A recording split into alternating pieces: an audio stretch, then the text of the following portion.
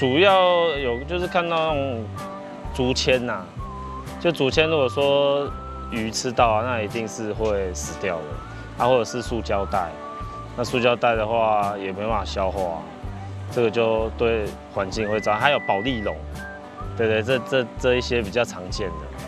我目前海洋废弃物最大宗的就是当然就是蚵棚了那蚵棚它就是一个竹材竹子去加工的再来就是它的浮具浮具的量也不少，主要也是保丽龙。再来就是我们的渔网。那另外就是说，我们这个蚵棚的一个管理机制我们目前有一些措施了像总量管制，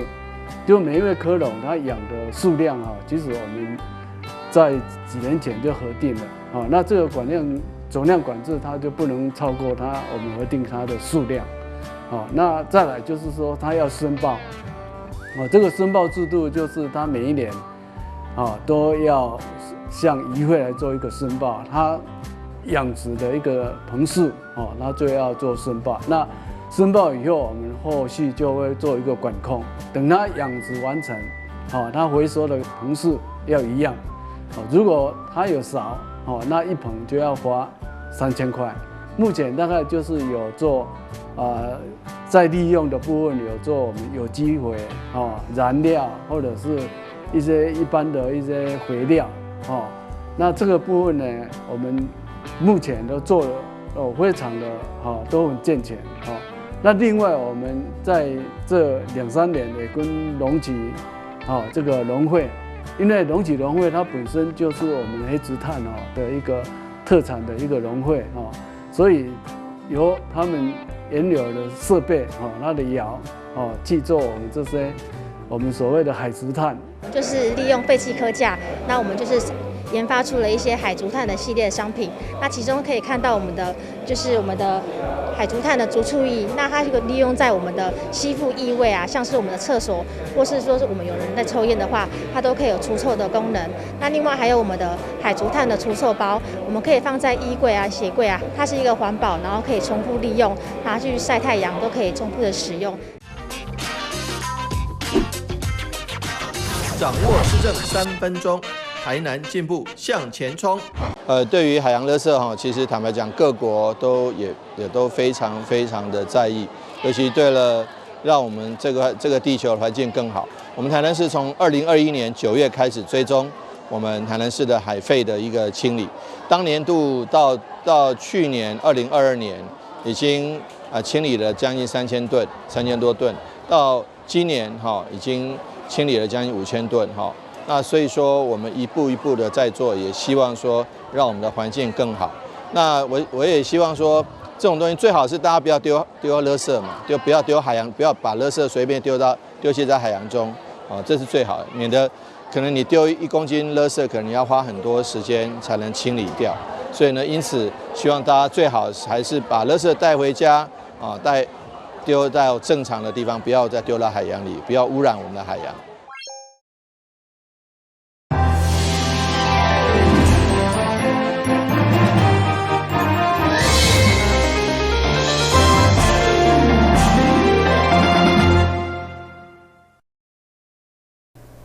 大家好，我是陈碧纯，欢迎收看中嘉台南地方新闻。下面有一连串的新闻报道，带大家做伙来关心。安南区因为人口增长，目前突破20万人，成为台南市第2大行政区域。不过，现有的区公所加户政事务所，因为空间无够使用，加上阁是危老，对此议员郭信良上午透过市政总质询，建议将区公所加市警局第3分局迁徙到天马电台的限制，希望市府会用进行都市计划专案的变更。安南区自体我起来选的时候是16万的人口数，甲今年突破了20万。20万了后呢，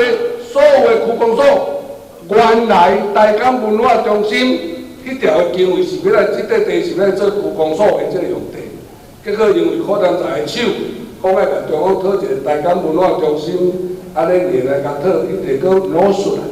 这新的区公所内底只是围楼，只是用征收尔，一个20万的人口。户政事务所、区公所，原来个图书馆伫遐整个已经到围楼啊，是毋是应该借着即届检讨内底，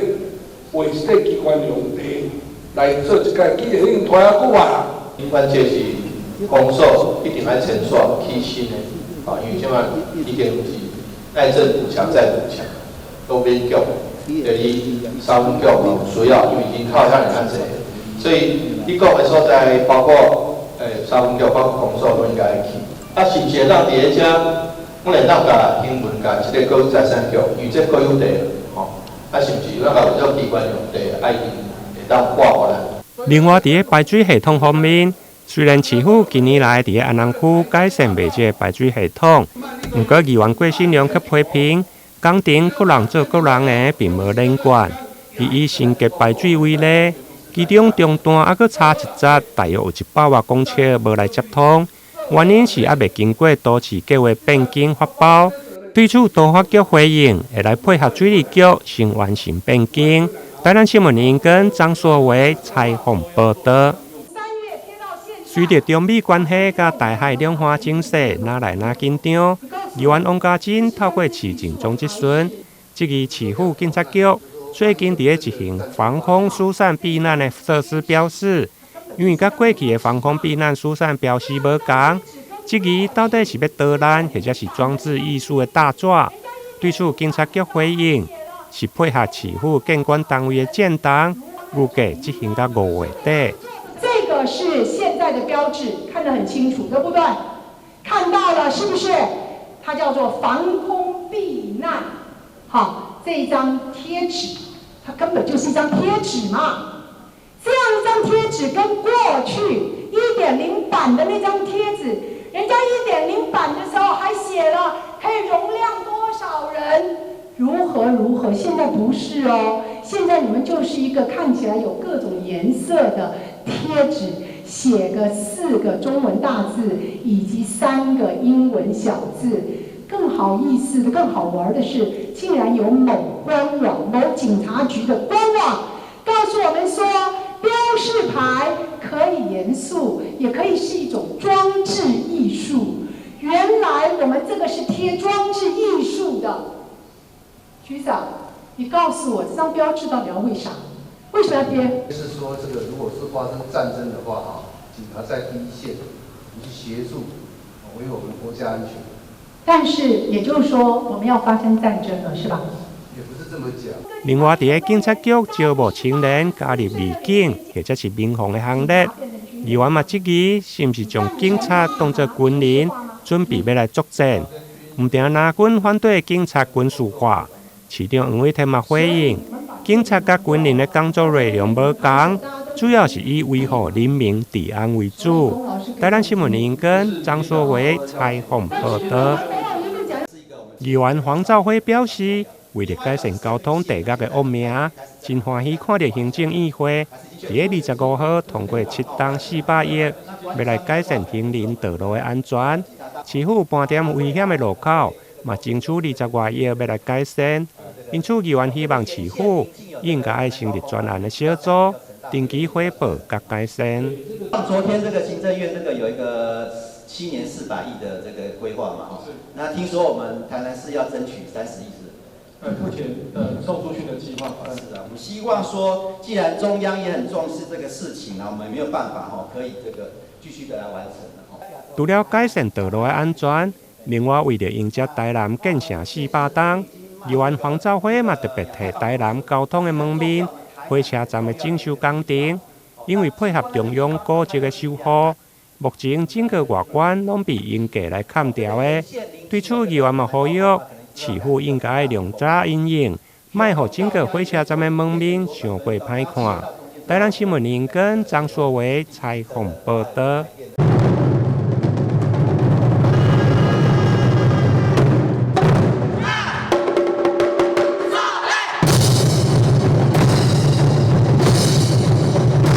进行的泰国表演为活动了开序幕，为着庆祝台南400档，台南市国家协会甲3个团体结合公益，将伫咧28号举办盛大的嘉年华会，将为西凉店出发，经过安平古堡、安平观音亭，最后到安平开台天后宫。战鼓的意义非常非常的大，因为我们在台湾也是因为有跟那个荷兰人跟我们原住民有过一次的那个交战，这个交战就有那个战鼓那个集成这个建这个城所以明年是那个它的400年非常有意义的一个日子所以我们就从那个28号开始做这个暖场希望那个400年大家有空多来到我们那个台湾台南来这边走走来了解这个历史文化。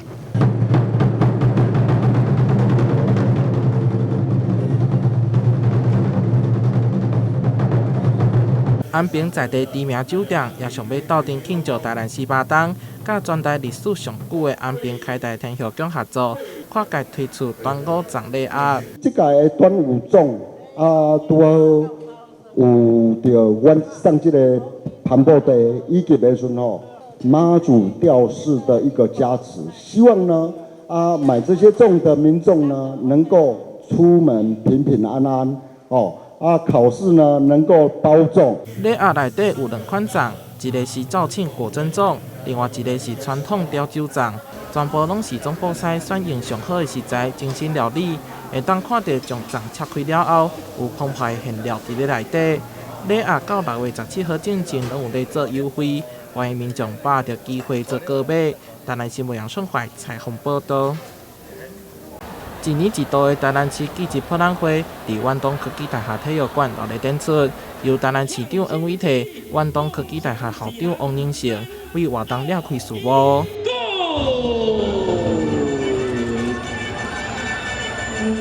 台南市为了让高中学生了解到季节教育资源，为2015年开始举办季节博览会，今年已经进入第9冬，而且一直以来拢受到各县市学生的好评。这个部分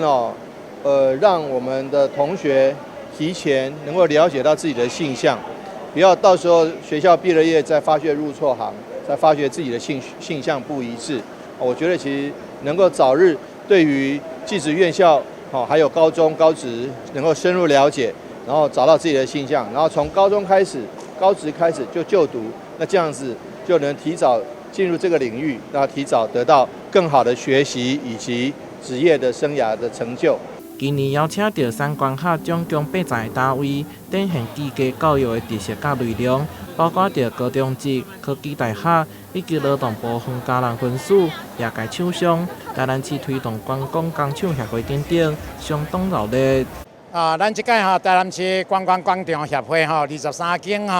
阮来参加这届季节博览会。阮最主要的目的就是讲要互咱遮的迄个学生囡仔呢，伫学校的时阵可会当直接接触到讲咱台湾的产业实际目前的情形。咱即马目前的产业呢，伫全世界其实拢真有迄个竞争力。毋过呢，即马面对就是即马囡仔因为介少来咱迄个产业了解，所以呢造成咱即马是人才小可有断层。咱希望讲借即届的迄个博览会。一寡咱遮学生朋友会当提早来接受咱观光工厂。博览会到27号为止，预计伫这3天将有8000名学生到场参观。因应疫情推出的季节博览会网站也会持续运作，就算伫咧厝内，也会当透过电脑、手机了解台南的季节教育资讯。台南新闻杨顺怀采访报道。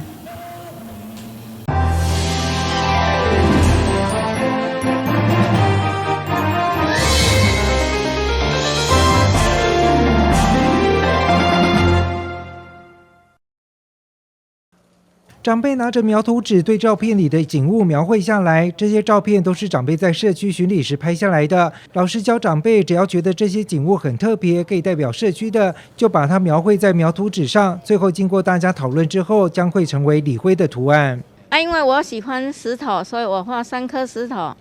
然后说老师说上面你喜欢吃寿司，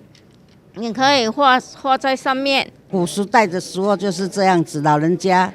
都在黄昏的时候，就在那边大家一起记得聊天讲故事。就是觉得银发族们就是很需要重新去看到这个世界，所以我从五感创作去做基底，然后让大家去感受生活及艺术、艺术及生活这一块。这些景物虽然能够代表千岁里，但老师说不能够直接将景物变成礼徽的图案，还需要将具象的景物转化为抽象的图案才行。有些图案的线条还需要再简化，加入一些趣味性，凸显其特色。彼此的观察当中，我们去凝聚对这个邻里的共识，到底它有什么是比较属于它的元素之后，然后到后面我们可能再从拼贴完的画作当中，大家发现哦，原来这么多花，哦，原来这么多河水的元素，那再去把它抽象化。我是想说，借由老师的创作，那我们有新的构想，那把它做出一个真正属于我们自己幸福千岁的礼徽。这项艺术创作课程是以生活艺术为出发，除了以绘画方式带领长辈设计礼徽之外，还有专属个人和代表千岁里的音乐创作。这项计划也获得一家企业的公益基金会的青睐，将在母亲节时进行成果发表会。从这个地方看到有人，那是可能有人声可以加进来这个音乐创作里面，或者是他看到了铁窗花，可能有铁。然后可能有怎样的打击，就是老师会去引导，从图像创作去做出礼徽，跟做出音乐创作。那我们会去就是审查，就是这样一个计划，可能是会有轻盈共创，或者是说会有一些不同的活动来让长辈来参与。过后有几堂课是会有不同的艺术家的创作，然后就是借由长辈有打击乐器，然后属于拿比较环保的东西做创作。那我们会在5月13号有一个成果展。借由艺术创作，长辈用眼睛观察，用画笔描绘创作，也更认识里内的一景一物，以后也可以骄傲地跟别人说出自己的社区和别人不一样的特色。幸福千岁学堂在。记者黄冠维、雷长邦高雄报道。高雄市收容所中收容的流浪犬猫多达850只，相较于小型犬，有不少的成犬都得不到关爱的目光。为了鼓励民众认养，提高撮合的几率，高雄市动保处推出流浪犬猫饲养30天的活动，试办7个月，让主人和宠物能够相亲完后，还有机会同居1个月来培养感情，看看双方有没有缘分，以提高成功认养的几率。我们所有想要有意愿认养犬猫的民众，可以来我们收容所内挑选合适的犬猫，然后在这个30天的时间内，跟这个犬猫在家中好好的相处互动。那磨合期可以来决定是否要蓄养这只动物，那也来做这个饲主责任的养成培养。鉴于之前有部分的民众认养之后才发现家人反对，或是邻居有意见，打算放弃认养，但是依照规定，除非罹患严重的传染病，否则不能够退养。虽然动保处的人员并不会强硬的执行，毕竟八字不合，还要强制饲主和宠物在一起，只是让彼此受伤。不过退费必须收取规费3000元，也引发饲主的不满。有了30天的饲养期，渴望减少相关的争议。我们在认养现场常常遇到许多民众，他可能是一时冲动，或是他没有饲养的经验，那我们推出这个活动也是希望鼓励民众可以来尝试。其实在饲养过程中民众也可以发现说自己有哪些不足之处，我们可以让这个时间内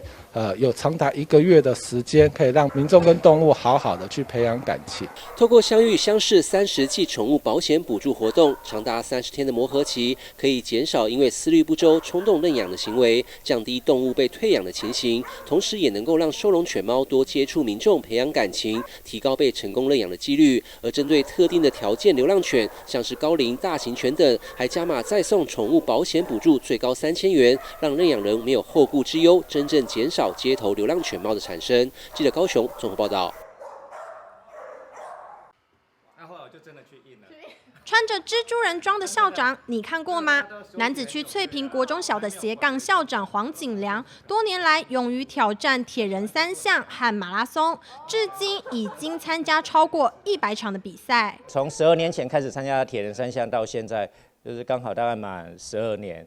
那总共是参加了有完赛的，就是30场。那这30场，我觉得每逢10嘛，就是一个纪念，所以我就在去年底了哈，在去年底我就从这30场的铁人3项里面，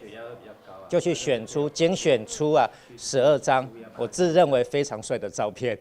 然后就是跟大家分享。校长选择12张自认为最帅气的照片，1个月放1张，制成月历。万万没想到，这个客制化月历直接被众人索取一空。其实本来只是开玩笑而已啦，没想到呢，非常多人索取。我妈妈，我的阿布就第一个跟我索取了。校长桌上摆放着各式的参赛证明，最特别的一次就是月历中12月的照片。那场铁人赛总长度高达226公里。这个它最长的，它限时17个小时。我16个小时完成。至于为什么选择蜘蛛人服装作为他出任务时的标配，校长笑着表示，自己很喜欢蜘蛛人所说的一句话：我们的好邻居嘛，打击犯罪，而且我很喜欢他的一句话，就是能力越大，责任越大。所以呢，我就大概5、6年前就去上网买了这个蜘蛛人的衣服。蜘蛛人装获得不少人的目光，就连学校的学生也纷纷成了蜘蛛人校长的忠实粉丝。玻璃垫下压着一张学生写的字条，表示希望在学校升旗的时候，校长可以穿着蜘蛛人服装。那后来呢，我就实现了他的愿望。所以在去年这个学校校庆的时候，不仅实现这个学生的愿望，我也实现全部所有学生的愿望跟家长的愿望。我就在校庆的时候，就穿着这样子的蜘蛛人的衣服，就是主持学校的校庆庆祝大会，让所有来宾还有我们的小朋友，就一次就可以看到蜘蛛人校长的出现。蜘蛛人校长的一场场比赛是为了健康的运动，是放假休闲的乐趣，也是作为一位校长特别的斜杠人生。2023年月历封面预留伏笔，写着铁人篇，想必后续还会有不同版本的月历可能会出炉，一起拭目以待。记者邱玉婷、庄淑婷高雄采访报道。拿杆子小心翼翼用前端的绳索套住绿鬣蜥脖颈，再用力往后一拉，经过一番搏斗，整只绿鬣蜥从树上掉了下来，引起民众阵阵惊呼。绿鬣蜥肆虐高雄已久，市府去年在全市就抓到多达5000只，今年截至目前也已经抓到1500只，就连卫武营都会公园内都常出现它们的踪迹。针对卫武营的部分，我们有启动一个专案清除计划，我们与养工处合作，那我们请养工处针对卫武营的一个周遭环境要做加强的一个清理。那透过一些巡查的机制，如果发现的话，会通报我们的专业团队去进场去做移除的一个动作。绿鬣蜥平时不会主动攻击人类，民众如果在公园绿地或野外看到它们的踪影，不必过度惊慌。其实绿鬣蜥它算草食性的一个动物。那其实它没有一些攻击性，所以民众看到的时候不用害怕。绿鬣蜥是原产于中南美洲的外来种，过去因为民众弃养，在野外大量繁衍，不但会破坏植栽，还会与原物种竞争，影响生态平衡。当然，外来种的部分，它对本土有一些伤害了。那它最大的部分就是它是草食性的，它会危害一些农作物。或者是他喜欢挖洞所以在一些公园或者是在我们的坡堤，都常常会看到它的一个踪影。外形宛如从侏罗纪世界走出来，看似酷炫，但其实绿鬣蜥早在2020年就被列为有害外来种，全面禁止民众饲养。今年却仍旧在中南部县市大量扩散，提醒民众如果在野外发现绿鬣蜥，可以利用1999通报，共同防堵外来种入侵。记者郑光佩、苏玉文高雄报道。感谢你收看《中嘉台南地方新闻》，我是秦碧纯，咱再会。